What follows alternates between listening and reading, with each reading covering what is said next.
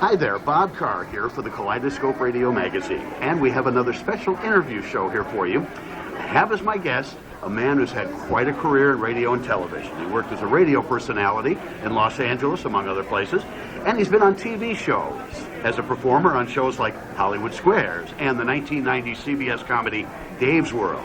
It's Shadoe Stevens. Shadoe, how are you? Excellent and getting better with every breath.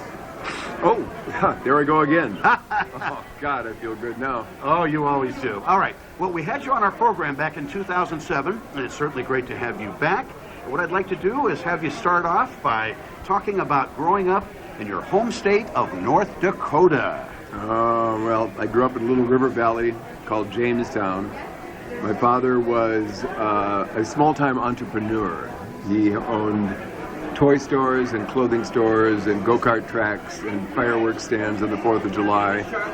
And when he wanted a speedboat, he'd buy 5 and sell 4 and keep 1. And I had a Norman Rockwell kind of childhood. I was intoxicated by 2 things, art and radio. So I started drawing very young. And while I was a teenager, I made money painting monster t-shirts in a mall with airbrushes. And at 9 years old, I built a little radio station in my house, which came together at about the age of 10, and started doing a pirate radio station playing rock and roll. I was discovered the next year by a local commercial station, who then put me on the air as the world's youngest disc jockey. I was 11. How about that? And I did that for a few years, then worked relief and vacation relief and part-time weekends at that station through most of my high school career. Then went to the University of North Dakota, majored in art, worked at a radio station there for 3 years. Then I worked for a station in Fargo for about 6 months before getting a job in Tucson. I went to work in Tucson while I went to the University of Arizona. Jumped all over the place. And then I majored in drama and journalism. Fantastic. Now, in radio, you mentioned that you worked in Arizona. You then later worked in Boston before coming to L.A. Yes, I went from Tucson to Boston. After 5 years of college, I got a job in Boston. And it was on my way to Boston that I was informed that I would no longer be using the name I had been using, which was Jefferson K. And now I was in Alamogordo, New Mexico, outside the atomic testing range, and stepped into a phone booth and called Boston to say I'm on my way. And they said, by the way, you're not going to be able to use the name Jefferson K. There was a Jefferson K, there was a Jess Kane, there's a J.J. Jeffries. We're thinking of calling you Shadow Man or Shadow Lane. And I was horrified. It's the dumbest name I ever heard in my life. And I said, don't be hasty. By the time I get to Boston, I'll have some options. Drove across country, helter-skelter, 80, 100, 90, 100 miles an hour. Just like I couldn't get to Boston fast enough. I'm thinking Rodney Lane, Randy Rhoads, Ray Santa Fe. And by the time I got to Boston, I was listening to WRKO, and I heard on the air, and starting Monday, Shadoe Stevens, 68 WRKO, and I was humiliated. And I had no choice but to become that. Oh. Now, in L.A., when you came out here after being in Boston, you were involved with many radio stations in L.A. in many different capacities. You're right. Yes, I came to Los Angeles, and I had a lot of success in Boston. It was a very popular station, and I enjoyed that success as well. We had 34% of the entire radio audience was listening to us. And so they moved me out to KHJ, probably one of the top stations in the country. And I was hired as the full-time relief with the guarantee that I would get the next full-time position when somebody left. And 6 months later, after I'd been doing the Steve Allen show, I was on television as his sidekick. A guy was fired, and they didn't give me the job. And I said, why?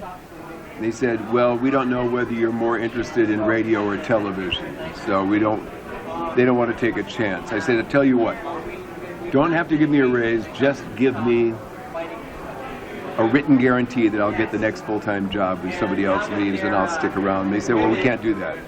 So I quit. So I'd rather take my chances believing in myself than being at the whims of people like you. And within a week, I was hired by KRLA. Within the first 4 months, they made me program director. 6 months later, we beat KHJ in the ratings, and my whole programming career began. And that became the basis for which I was hired by K-Rock to create the new K-Rock format. And then from then KMET, after I left K-Rock. Each one is like, you know, a 45-minute story. So, you know, sure. I understand. How do you get it all in? Radio, from what people have said and what I've heard industry people say, radio was much more fun in the 1960s and 70s than it is now. Well, they've homogenized it. You know, it's vanilla now. And the reason it's vanilla is because Bill Clinton, unfortunately, who I normally kind of liked, took away regulations. And when they deregulated radio, people could go in and all of a sudden buy up all the stations. So when you buy up all the stations, you don't have competition. You have companies that are trying to get the most out of the least, and they don't try to get better. They just try to maintain what they've got, and then they try and maintain what they've got cheaper. So it's a downward spiral. It takes all the creativity, all the competition, all of the things that made radio really great were removed when it becomes a corporate entity. So unfortunately, what we have today is vanilla. Fortunately, we have the internet, which creates new kinds of content, and people have a chance to be creative on their own terms. I'm going to say something right now to you, Mr. Shadoe Stevens. Oh my God, Bill. Mr. Slick Willie here, of course. Now, I did that because I was sort of in some trouble at the time. I had to make some sort of splash, and I want to tell you... Take people's mind off of it? I guess, yeah. But just remember this, I did not have sexual... Anyway, okay, all right, so that's it. Okay, nice. And like you said, you know, I've heard some current and former radio people say that radio now seems to be programming more to the stockholder than to the listener. Do you agree with that? In a sense, you know, it's really a matter of if you own all of the stations, then now you have you know, one person is now in charge of 3 stations. Yes, sir. And all of the programming and all of everything.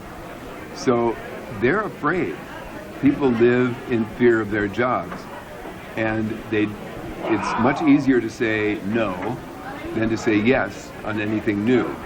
And mostly it's no, because no means a chance of failure, and if I fail at anything, then I'll be fired and I won't have an income. So it's a no-win situation, so you can't blame the people for the circumstances they're put in. I mean, they took away all the soul of radio stations. If you go to radio stations now, they're like little booths. One station, another one down the hall, another one down the hall. They don't allow you to put up posters or artwork or anything. It's you know, little segmented areas dedicated to different kinds of people doing different things. Everybody just wants to save money, right? It's all you can do. It's like there has to be an annual rise in stocks, or people, you know, these companies need to make more money every year. That's part of the corporate structure.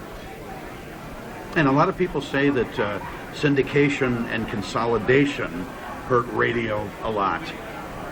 Yeah, well, that's what we're saying.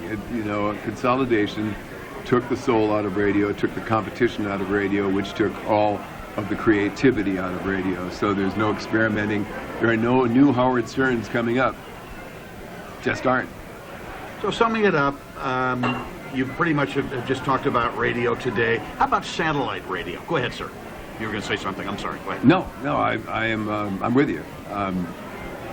You know, I am a fan of Howard Stern. Everybody knows it. I've been listening to him since the mid '80s. When I recommended him, when I was doing Hollywood Squares, and they wanted me to host one week, they said, we need somebody to come in and do your part. And I said, you got to hire this guy in New York. He's the hottest thing in New York, and they didn't know who he was. And so they hired Howard Stern, and he came in, and after the first show, he said, Shadoe, kill me. Just get me out of here. I hate this. This is a nightmare. And I kind of talked to him and helped talk him down a bit. Say, no, you're putting too much weight on it. Here's what you do, da-da-da-da-da. And he got through it all and never did like it, but you know, we became kind of friends. We have mutual respect, and I've been a fan ever since. I listen to him probably every day. He's remarkable. You know, he had some interesting stuff to say, which we're going to get into a little bit later about Ryan Seacrest. We'll talk about that here in just a little bit. Now, moving on now, Shadoe, to the syndicated radio show that you hosted for 6.5 years. That was American Top 40. You hosted it from August 1988 to January 1995, which, of course, spotlights the top 40 songs in America, according to Billboard.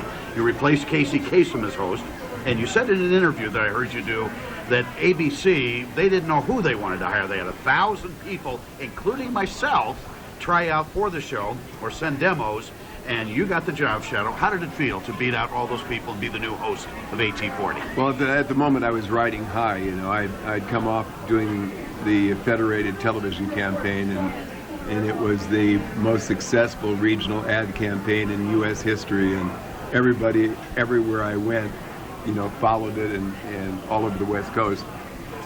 And so on the heels of that, I got a 3-picture deal with Dino De Laurentiis to make movies, and thought that maybe I'd have a chance to have a movie career. And then on the heels of that, Hollywood Squares came along. Now, the reason Hollywood Squares came along is because of a guy named Rick Rosner. Now, we have a history with Rick. Back in Boston, Rick discovered me on WRKO, and he wanted to do some work with me, and he put me on the air on Dave Garroway's Tempo Boston as the youth correspondent. And then after that, he got me my own television show called Gazebo. And Gazebo was a young, kind of music-oriented dance show. And we interviewed, you know, people like the Steve Miller Band and things like that. Sure. So then I got to Los Angeles, and that same show, the Steve Allen Show, was produced by Rick Rosner. So he brought me in as the Ed McMahon sidekick announcer, and that resulted in me not going on with KHJ. And then years later, he said, we're going to bring back Hollywood Squares. Would you be the announcer? And I said, I'll help you with the demo. So I did the demo. It was the biggest hit of the year. It was the #1 selling syndicated show. And so they wanted me to be a part of the show. And I said no. I turned them down. I said, I don't want to be just an announcer.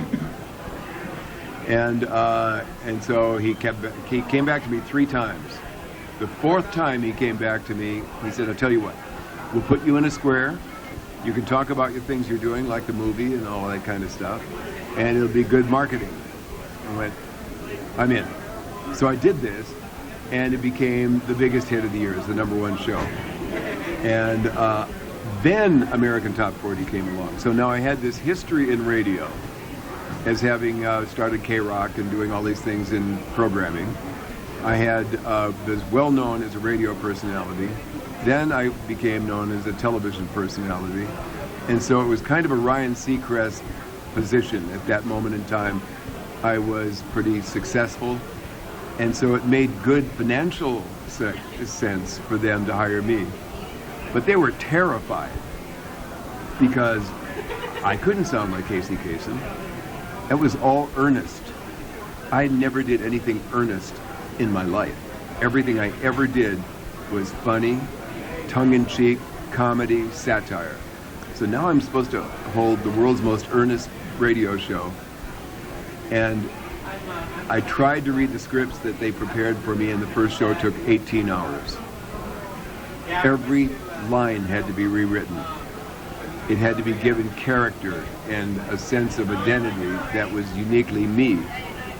And they were sending me to voice coaches. They were so afraid that I wasn't going to live up to the Casey standard, until it just started blossoming and taking off all over the world and became the biggest radio show in the world. See, one thing, from what I was told, why you were chosen, you just touched upon it for the AT40 job, was the fact that they were looking for somebody who had radio experience and television experience, so audio and video, and you fit the bill. Well, I mean, there were a lot of people that, there were television actors and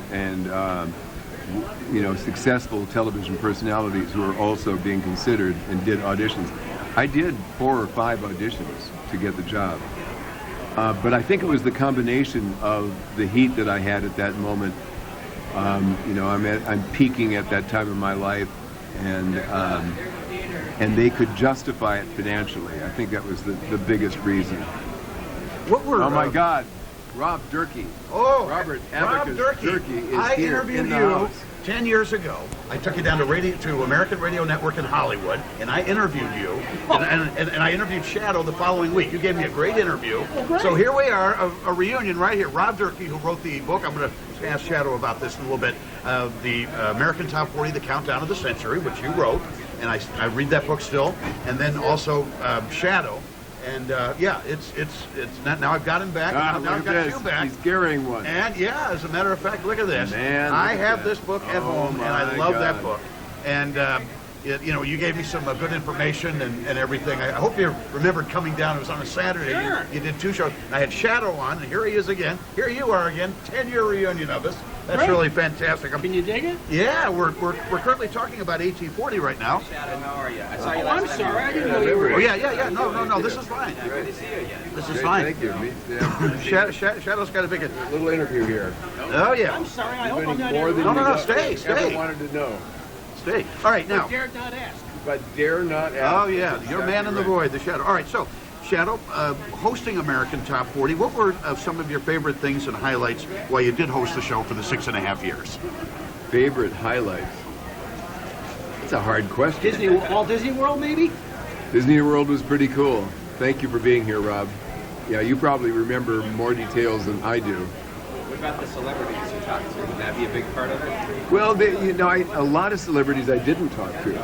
Okay. They ended up being interviewed by people on the staff, and then cut up, and then I would act as if we were old friends.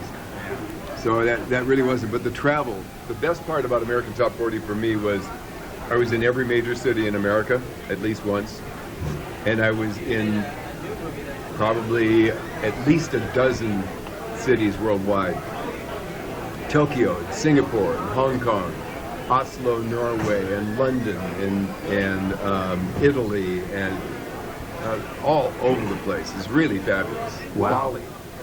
The special that you seem to enjoy was when we won the golf award. We did the top 10 American acts from the previous 10 years. July Madonna- 4th weekend, 1991. And Madonna was Yeah. number 1. Damn, you guys scary me. This is Rob Durkee talking here, who wrote the book American Top 40 Countdown of the Century. Worked with Shadoe. Rob Durkee You joins should us just here. sit and interview Rob, and he will tell you all the stuff. Oh yeah, I've forgotten. I already did. I already had him doing that. Well, Shadoe, let me ask you this: what did you think of the American Top 40 Long Distance Dedication feature, which of course Casey installed? What'd you think of that, Shadoe? Oh, I enjoyed it. And there were some that were quite memorable, and Rob was there for my friend brother John died, and we did a long distance dedication. But there was another one that I still get every year. I get thank you notes from a guy who wrote a long distance dedication, who's from Spain, and he was in the armed forces in Iraq. And he grew up with American Top 40, listening to me, and there he was out at the battlefield with chaos all around him, and American Top 40 came on, and it brought tears to his eyes, and it made him realize, what else there was going on in the world, and it changed his life, and he went back and got into broadcasting and became a successful sports announcer in Spain, and he has written me dozens of long thank you letters. And his name is Juan Alcala, maybe? I don't think he was he in the army or whatever? Is that his name? I think it is. Yeah. I have to look this Antonio up. Alcala? Antonio. Yeah. You're right. See, Great he's memory. got a lockjaw memory. Oh yeah, sure. I have a very kind of It's drippy and a little runny. Now, Shadoe, did you prefer to tell the stories yourself on 1840, such as what Casey did, or did you like the artists themselves explaining it? They're both fine. I don't care. I don't have proprietary ownership of any particular style. It's interesting both ways. Yeah, exactly. I guess I like storytelling, and that was the thing that we got down really well. Gerald Morden was a great writer and a really good person, very creative, and he got me. We came up with, because Casey had that long-running earnest thing, keep your feet on the ground, keep reaching for the stars, and it's like, that is way too earnest for me. So we would change it up, and it would be, remember, the world is your oyster, but if you can't find your pearl, you can always have lunch. That's like something I would say. And those were your final words on the final show, which we'll talk about here in a little bit. You would say things like, bye-bye out there, this is your man in the void, the Shadoe. No, I didn't say the void. I always said, your friend in the void, the Shadoe. There you go, okay. On radio, on K-Rock, on KRLA, on everywhere, all the way back to Boston. And I got to American Top 40, they were so paranoid that I would be too far out. They said, Void, what is the void? It sounds spooky. It makes people uncomfortable. I went, no, it's the universe. It's the everything. I'm your friend in the everything. The unspeakable vastness of infinity.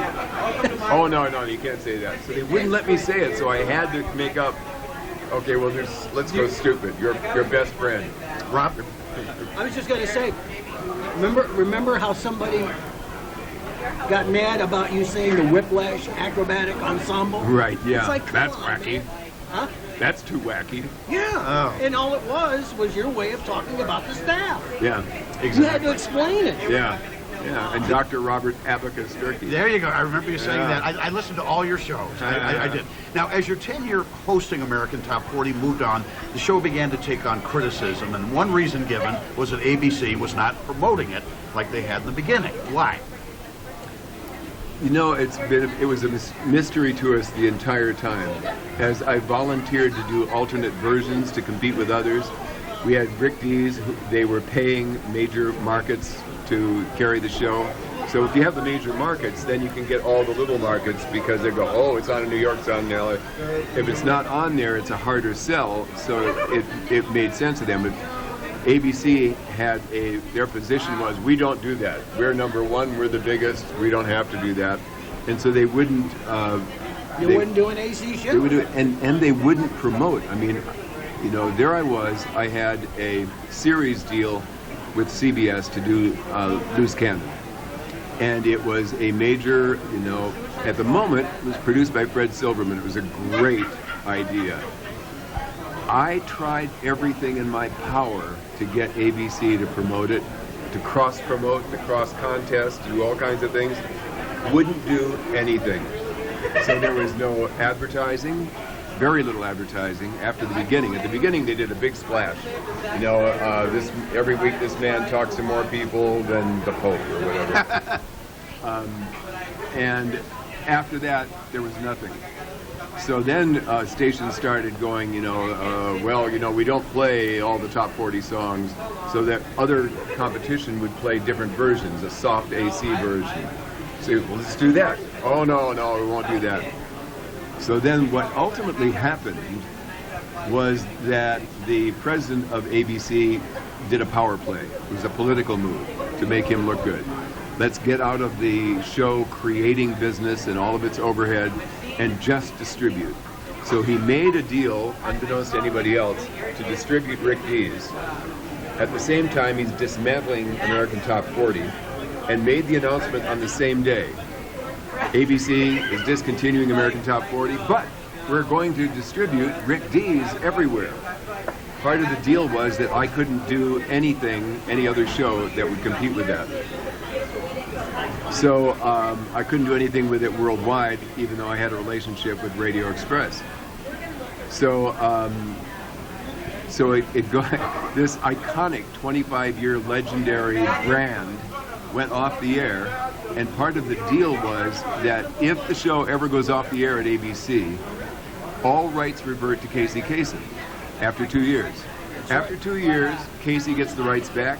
goes and makes another $5 million deal, brings it all back, all is well, and it takes off again. That's in 1998. American Top 40 was off the air from about January of 95, rejoins March of 98. A lot of people don't know that the show was off the air for 3 years, but American Top 40 comes rolling back with Casey.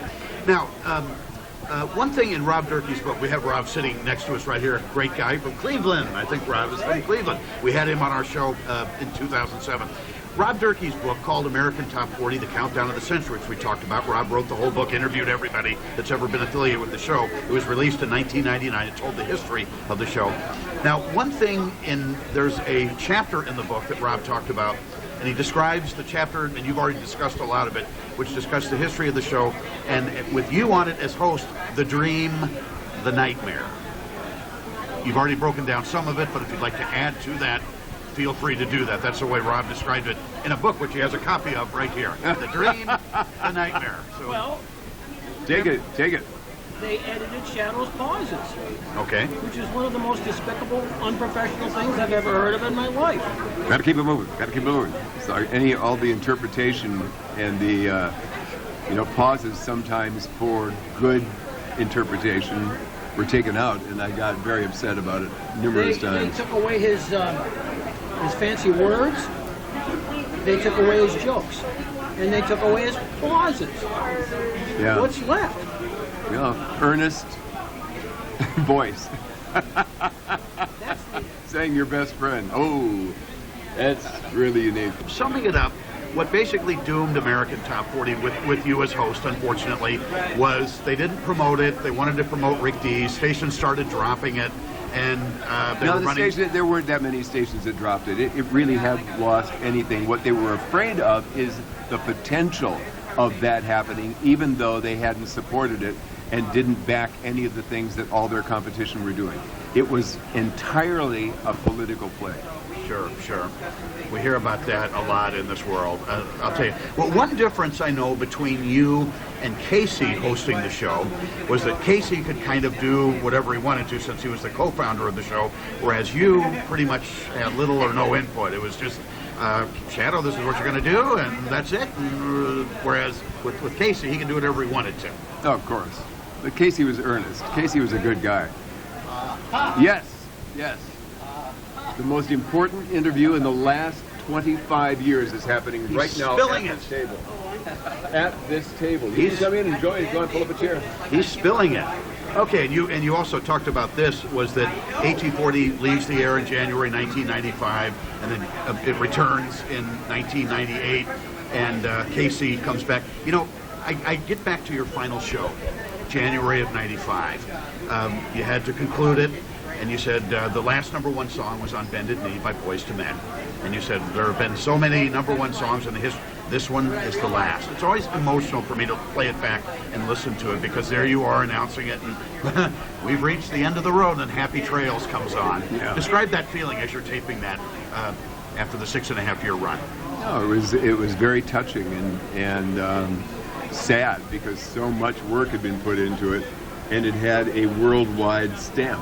It was on in 110 countries, and it was wildly successful all over the world. And in the U.S., it was still quite successful. It was on almost everywhere. It was in hundreds and hundreds of stations. And because of somebody's manipulation, it was going away, and all these people that I worked with were not going to have jobs. I wasn't going to have it, and I enjoyed it. I learned to really like it. At the beginning, it was like, what am I doing here? And then it was like, oh, this is fun. Sure. But it was mostly the people that made it fun, Matt and Daryl and Robert and, the people we had working for us then. Brandon Diamore was the engineer, was a great guy, really talented, really a great musician and engineer. And so it was all ending, like the end of everything, The television series ends, you leave K-Rock. It Absolutely. ends. Yeah, or stations I left. It was always tough. Well, as we talked about, Casey then becomes the host in 1998 as the show returns. Then, in January 2004, Ryan Seacrest is the new host of American Top 40, replacing an aging Casey Kasem. How did you feel Ryan has done the last 13 plus years as we tape here June 10th of 2017? How do you feel Ryan has done hosting 1840? He's done great. He's great. I think he's the luckiest human being on the planet. He's a guy that, he's like Casey, he's earnest. You know, there's no like character or humor or anything, any agenda. He's just happy being the nice guy with the happy face that can fill in and do a darn fine job. Absolutely. There's nothing to criticize about him. He seems like a great guy. Do you know him well? I don't know him at all. I've never met him. Never met him. Well, one thing that people have said is that without Ryan Seacrest as host, 1840 might not exist today. Probably wouldn't. No, there are. It's like we talked about.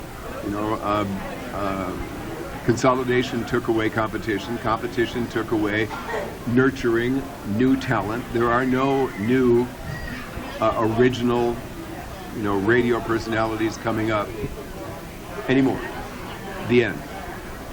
Anybody that's coming up is like involved in new media in some manner, and you know, trying to figure it out by creating compelling content on their own.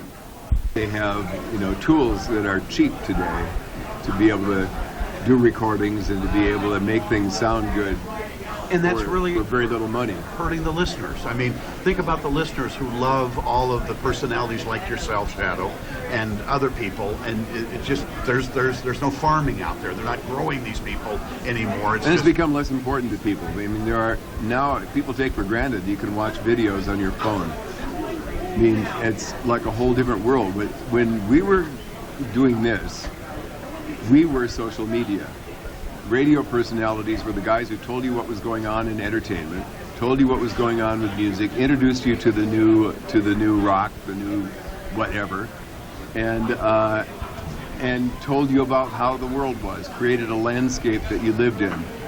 Today, there's, you know, thousands of different possibilities. You get your music anywhere. You get your music anywhere, and your content, and your information, and your stories about what's happening in society, and the entertainment industry, and television, and movies, and everything. It's everywhere. It's everywhere. We're talking here to national radio and TV personality Shadoe Stevens. We'll have more with Shadoe coming up on the Kaleidoscope Radio magazine. As Shadoe and I sit here in Burbank, California. I'm Bob Carr. Any comments or suggestions, please call us 818-780-2270 or email jalindstrom25@gmail.com. Back to more of our discussion with Shadoe Stevens, longtime radio and TV personality who's been seen and heard all over the world. We talked about Ryan Seacrest a moment ago, Shadoe. And one thing, I want to quote longtime American Bandstand host Dick Clark, who once said that, was once asked the question, what do you have to do to be successful? And Dick said, you don't have to do anything. Just stand there, introduce the people, and get out of the way. Let them make it or fail. And in the meantime, you don't wear out your welcome. It's similar to what Ryan Seacrest does. Do you agree with all that? Absolutely. Ryan Seacrest is the new Dick Clark, and he set out to do that. And it was a wise move because he's worth $100 million now. So he's doing fine. I don't worry about him. And he's the hardest working guy in the world. Between him, I think they should just hire him and Steve Harvey and Kevin Hart to do all television shows. And we could all just like sit back and go, okay, that's all I need, because they do it well. Absolutely. There's no question about that. Shadoe, we talked about this a little bit earlier, didn't go too deep into it. And Rob Durkee, great to see you again. I appreciate it. And I love all what Shadoe's doing here. I appreciate him being here. Talk about the Federated commercials that you did in the 1980s. Boy, it led to an explosion of stores for this electronic chain, didn't it? Talk about the approach for that and why it was so successful on television. Okay, well, I was doing their radio campaigns and doing very creative. There are some really terrific ads, but they were thinking about getting away from radio, so I was going in to renegotiate my contract and sat in a meeting with the president of the company, a wonderful man named Keith Powell. And in that meeting, in the conference room with the big screen, the television producer of their television ads was there, and he spent 2 hours telling him how much he hated them. He hated everything about them. He hated the way they were done. They were cheap looking. They were embarrassing. If he could get them off the air right then, he would, but they were already committed. And after 2 hours, he said, "Don't you understand? I want something simple and funny that makes people remember the name Federated. Is that too much to ask?" At that point, the first time I'd spoken in this meeting, I said, "How about this? I'll do a Dan Aykroyd Bassomatic pitchman, a parody of a pitchman. I'll go in and I'll talk fast, and I'll say at the end of the commercial, 'And Federated smashes prices. I'll smash a TV with a circus hammer.'" And he went, "That's funny. Let's try it." I said, "If we try it and it works, will you give me creative control so I never have to do the same thing twice, or people will want to kill me?" And he rolled his eyes. He goes, "Yeah, okay, fine." And that weekend, business went up 500%. Wow. There were 14 little stores in Southern California. It grew to 78 superstores, like Best Buy size stores, in 5 states in 4 years. And they sold the company, the owner of the company sold it and walked away with $40 million. And we did 1,100 different commercials. You can see them online. There are 2 different shows about them that have been produced. Is a long form, hour and a half video on YouTube called Laugh Now, Think Later. You can also look for the half-hour version that's all the best Federated commercials of the 1,100 called Bludgeon Advertising. You just look Bludgeon Advertising on YouTube, you'll find it, and it's pretty entertaining. You know, I saw some of those that you can see on YouTube, and those were very creative. And you started doing those in what year? And I know you told me that 1987 you stopped airing those. Yeah, it was 1981 when we started. 81 to 87. Yeah. So it went that long. Okay. Now, in the 1990s, you starred as Kenny Beckett on the CBS TV sitcom called Dave's World, where you played the part of an editor at a newspaper. And I know Dave's World was a lot of fun for you. Loved it. Loved it. My friend Meshach Taylor, who died about a year ago, and Harry Anderson, and the whole cast was wonderful. The kid that on the show has grown up to be like Jimmy Page. He's like a world-class guitarist. Wow. Phenomenal. And his brother is one of the most talented musicians I've met in the last 30 years. Reeve Carney. You should look up Reeve Carney and listen to the album that he released a few months ago. It's genius. It's like if Freddie Mercury and John Lennon had a son. It would be him. That's the way I describe him. I think he's absolutely ridiculously talented. This album, he wrote all the songs, produced it, recorded it in his living room, played every instrument, did all the backing vocals. And some of it sounds like giant choruses and giant symphonies. It's remarkable. That's amazing. Dave's World ran, I believe, for about 4 years, right? Yeah. Okay, and you were you in every episode? Yeah. Okay, that's good. A few more things to cover here. Of course, one thing, Shadoe, that you've done a lot of work with former late night talk show host Craig Ferguson. Yeah, Craig and I are good friends. I worked for him as the voice of the Late Late Show for 10 years, and I continue to do stuff for him on Sirius XM on Comedy Greats channel. And we are still friends. I just saw him 2 days ago, and I think he's ridiculously talented. How do you feel television shows have changed since you left Dave's World in 1997? Obviously, you've got like 300 or 400 channels to choose from, but how have TV shows, in your mind, changed since you were on Dave's World? It's just gotten better. I mean, they were great. And now there's so much to choose from, you don't know what to watch. My daughter's show, The Carmichael Show, is one of the best written, maybe the best written comedy on television. It's so brilliantly written. What network carries that? It's on NBC. It's on Wednesday nights at 9 o'clock. The Carmichael Show is just inspired. It's such attention to detail, really brilliantly performed. David Allen Greer is the star. He's the Archie Bunker of the show. And Loretta Devine is his wife, and they are two of the best actors in the business. My daughter plays the girlfriend of Gerard Carmichael, who created the show and stars in the show. That's Amber Stevens. It's Amber, yeah, now Amber Stevens West. Oh. She married Andrew West, who is the new star of Once Upon a Time, beginning this coming year. And she's an actress and model, correct? Well, she does more acting now. She was a model for a long time. And then she was on a show called Greek on ABC Family for 4 years. And then she did 22 Jump Street and a couple of movies, and then got the Carmichael Show, which she's now doing. Now, how do you look at late night TV shows like Craig's show over the last 25 years? You got a lot of hosts. Jay Leno, Letterman have come and gone. You got current hosts. Just so many hosts, or is it the same, do you think, as when Carson was doing it, or has it made several changes? Well, yeah, there's lots of changes, and all the guys that are there are all really good. I'm a big fan of Jimmy Kimmel, but I think Stephen Colbert is brilliant, and I like them all. I think they're all really good. They have different writers and different styles, but they're great teams, and I love Comedy Central, and I love the new version of The Daily Show with Trevor Noah, who is amazing, and his book was amazing. And Samantha Bee, I love Samantha Bee's show. What's the one on HBO?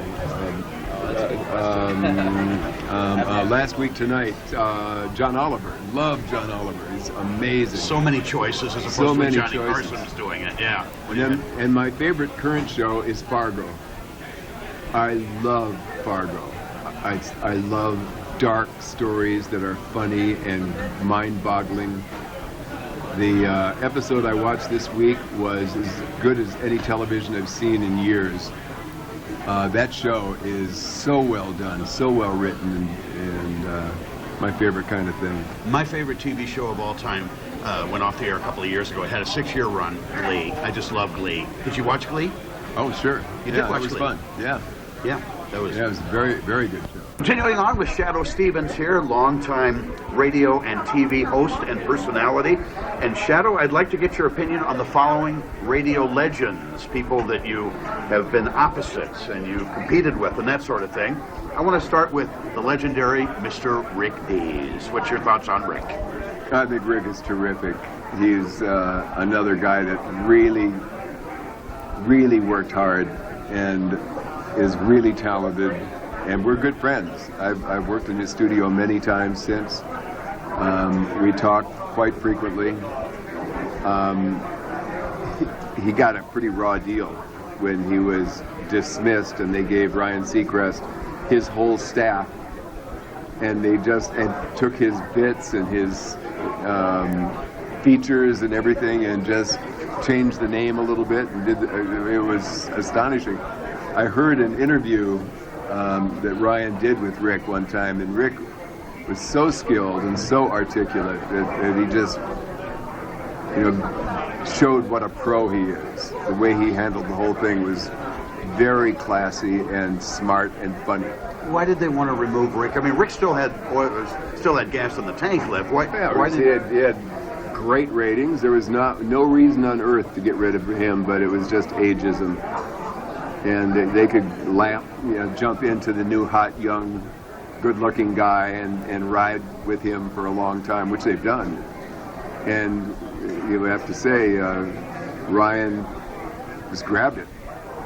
And, he did that and that and that and that and that, and then he goes and becomes a producer and creates the Kardashians, and, he hasn't been sitting around. He's a pretty smart guy. Do you like them being on Kelly?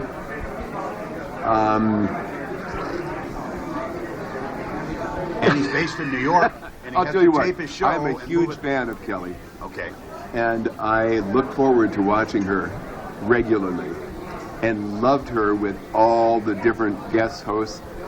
And when Ryan came on, my heart kind of sank and I lost my passion, because it kind of vanilla-ized everything I liked about it. She's still terrific, but his presence didn't bring anything new.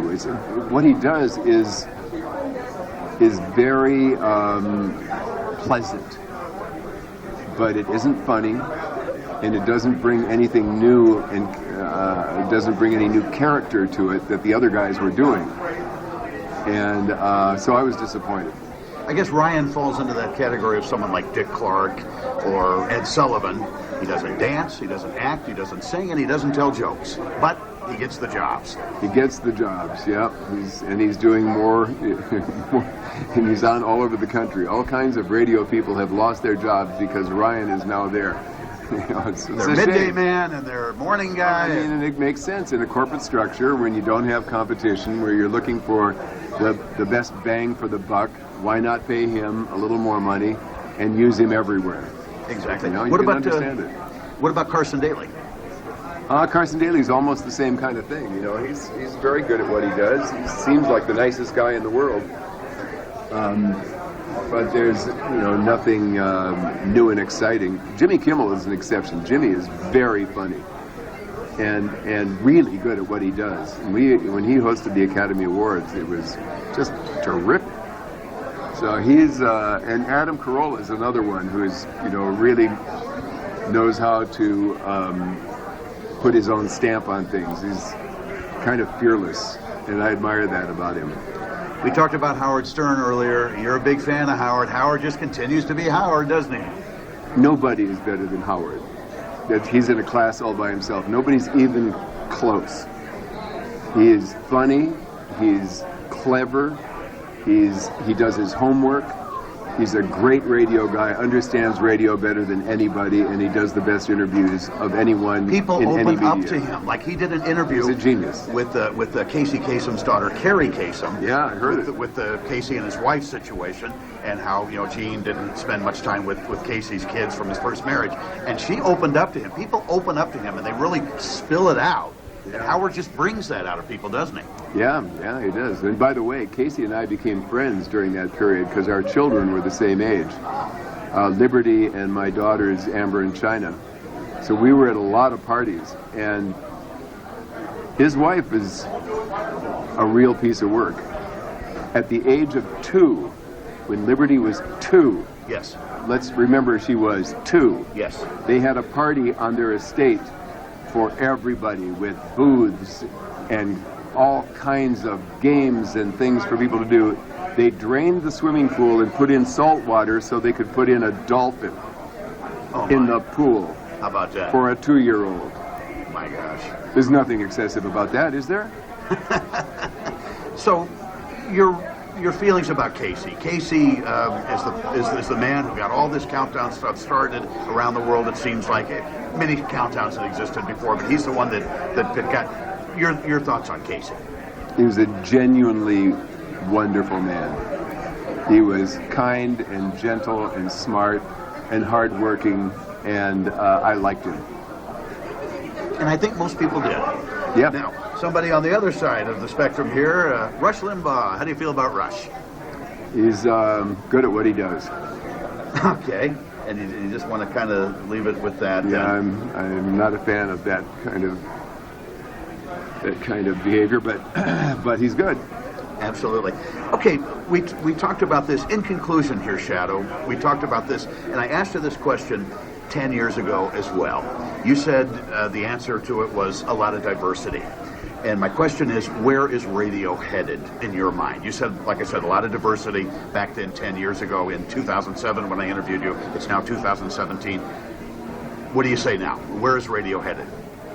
Radio's in deep trouble.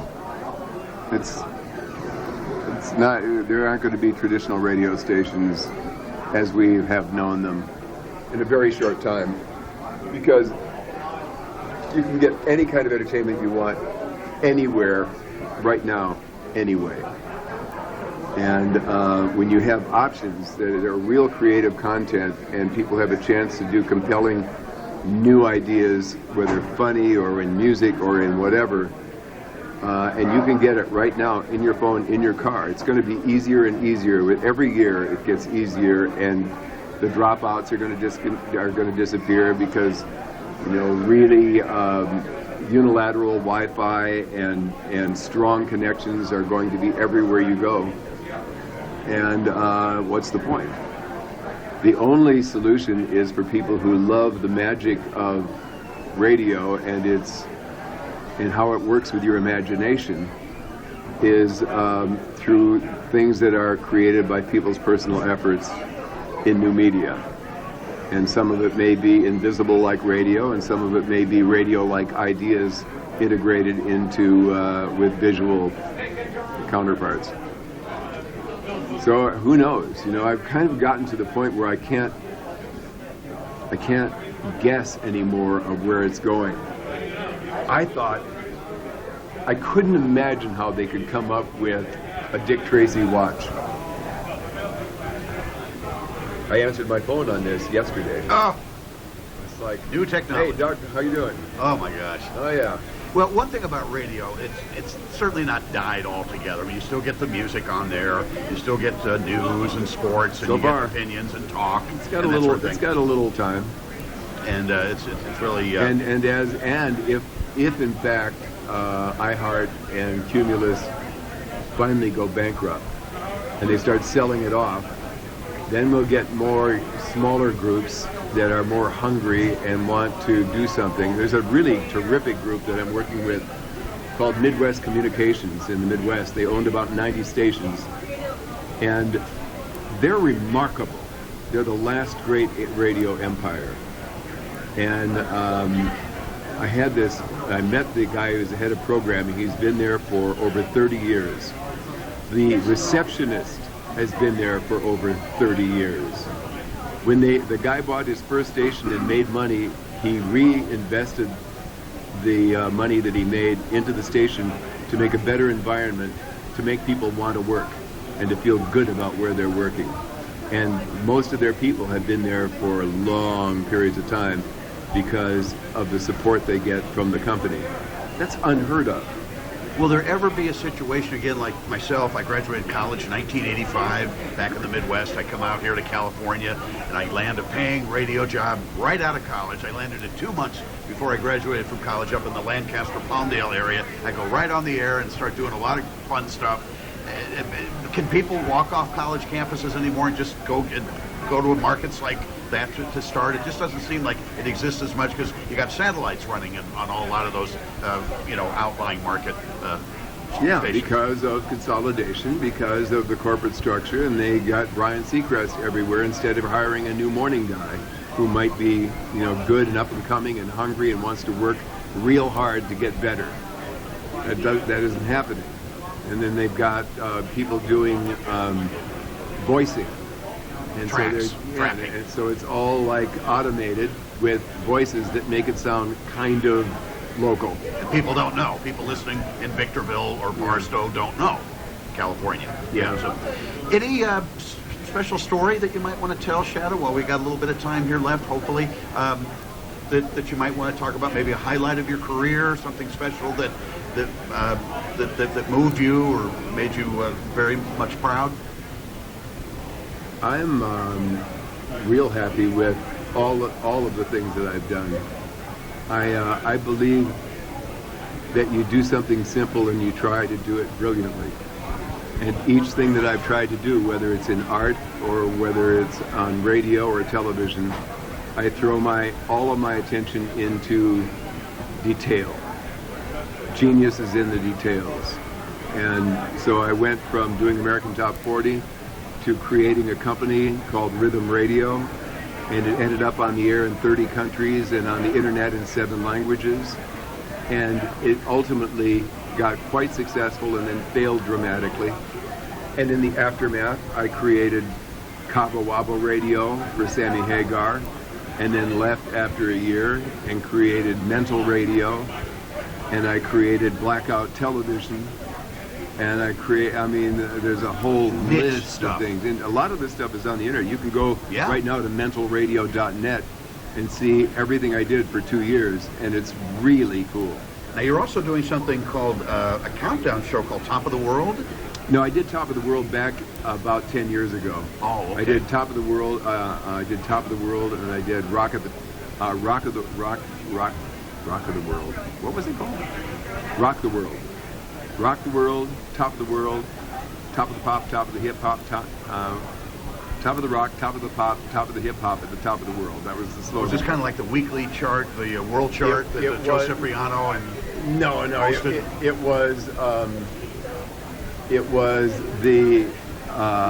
an amalgamation of the top of the English language music with specifically chosen pieces of music that were in Spanish, that were in Italian, that were, and it did very well. It was also in about 30 countries, and a lot of South America, where they were more open to, music in other languages.